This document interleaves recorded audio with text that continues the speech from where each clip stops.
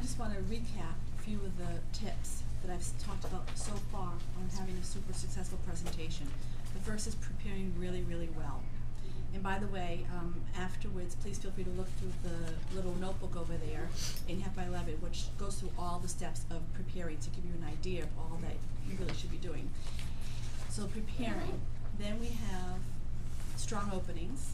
Grab their attention, get them in the right frame of mind.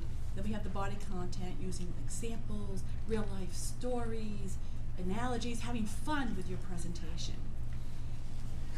And one thing that I didn't mention yet, which I will talk about also when we bring one of you up here, because pretty soon one or two of you will have an opportunity to get up here to get consulted with Kim and coached by me. And one of those things that I'm going to talk about is the pause, and that is it's on one of the handouts there. But before I talk about that, it's really about being really confident, because you can have a strong opening, you can have a fabulous speech, but if you don't appear confident, your audience won't have any confidence in you. And many of us feel that we have to appear not confident when we don't feel confident. But just because you don't feel it doesn't mean you don't have to appear it. So one of the things you want to remember is the pause before you speak is the P stands for position yourself center stage. So when you open your presentation, you want your feet shoulder width apart. You want to have great posture. You want to relax, unwind, breathe. Remember to breathe. Sometimes I forget to. Make eye contact with everyone. Do a sweep with your hands. Many of us don't want to look at anybody. We're looking up, we're looking down, we're looking at our notes. We don't want to look.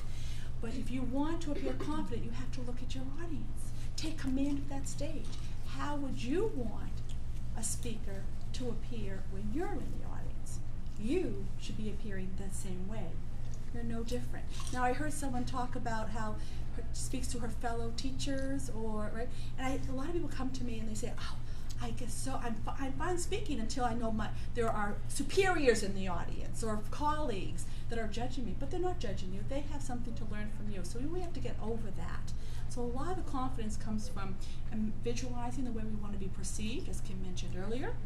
And what I do is, if I have a big presentation, the night before, I'm lying in bed and I'm imagining myself the way I want to present. Do I want to be animated? Do I want to be funny? Do I want to be confident? Or do I want to start thinking, oh, they're not going to like me. Oh my gosh, they're going to run out of the room. Everyone's going to walk out. They're going to be bored. Now, how many people think like that? We all do, or we all have. So you want to start changing that around, because whatever we imagine, we create for ourselves. And I'm sure you've heard that before. The athletes, that's how they succeed. So imagine yourself. Now, the second step is you want to imagine your audience reacting to you. So you imagine the way you want to be presenting, but how do you want your audience to perceive you? What's the reaction? Are they interested? Are they laughing at your jokes? Which, by the way, you don't want to ever tell jokes, but you want to be funny. You want to tell humorous stories. And I know someone later is going to ask me that. I'll answer that later. So that, and then third thing you want to visualize is what's happening at the end of your presentation. Remember, you were really clear on what you want to happen as a result of your presentation. Now start imagining those results coming to fruition. What's happening at the end of your presentation? Are they coming up to you saying, hey, that was a fabulous presentation. I want to hire you. I want to buy. I love what you said. So imagine that as well. That's the confidence.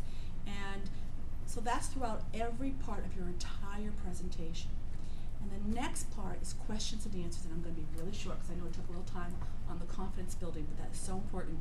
So a lot of people think that they should end on questions and answers. How many of you have been to a presentation, or you've done it yourself, where you have a great presentation, then you have questions at the end, and then no more time for questions, gotta go, goodbye. That's like watching a movie without the ending. It's like reading a book without reading the ending. And how many times do we skip to the ending sometimes to read the book? So your final message, we're going to talk about in a minute, but you want to have your questions and answers right before your closing. What if nobody has any questions? What if nobody has any questions? Now, there's, that's a great question. And it's like, oh, no, I really bored them. No, she says I really bored them. It doesn't mean that at all, because don't ever think the way your audience is reacting is because of you. because all audiences are different. I've given presentations, the same one. Some audiences are laughing, they're great, and others are, and then they come up to me afterwards and say, that was great. Because, and usually those are the engineers, and the engineers in the room. I can see him doing it. And I tell you, those are tough audiences for me, so I know I need to stay away from them. But or I need to really expect it. Know that, okay, they're not going to be like salespeople jumping up on the tables. Well, that doesn't usually happen, but you know what I'm saying. So if somebody doesn't have a question, there's a couple things there. Number one is, it's okay, but here's something you could say. You could say, often people ask me, they'd like to know what the pause stands for. Would you like to know that? So you could ask them what some common questions, because maybe people are afraid of public speaking. They're afraid to raise their hand. They're afraid of looking stupid. It doesn't mean they don't have a question. You could also plant questions with people if it was that important. Is there anybody here who likes to avoid questions and